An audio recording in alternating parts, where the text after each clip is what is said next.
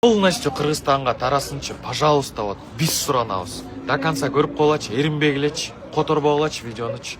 Мынакей туугандар, Аймерим өзү жаныбызда, апасы да биякта Беко эки ушул ишти баштап бердиле, эми до конца бүтүрөлү, урматтуу туугандар.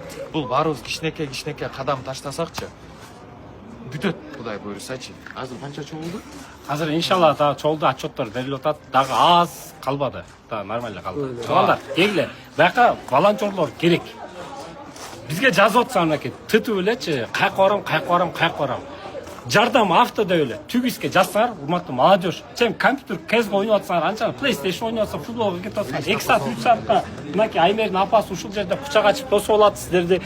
Урматтуу молодежь. Мына али элес сен да сүрөсөң. Мына туугандар, могу реквизит байкоолор баарыңар. Реквизитти унутпап атышсыңар видеодо. Бар бирөөсүн даштап. Видеодо реквизит калтырып койсо 2-3 сом, 10 сом, 20 сом, 5000 сом которсоңор делечи. Аябай чоң жардам болот турмак. Мен айтчу нерсе сөзүм бөлүнүп калды. Мен айтчу нерсе просто ортодо жана көп жазып атат да волонтерлор, чынындачы, действительночы. Жаштар аябай көп экен. Бирок ошолор адрестер билбей атат, кандай киришти, ата-энеңерден уруксат сурап туруп, ар жак бер жак кылып туруп, досторуң менен чем футболго барча, компьютер ойногон баргыча, кезге ойногончо.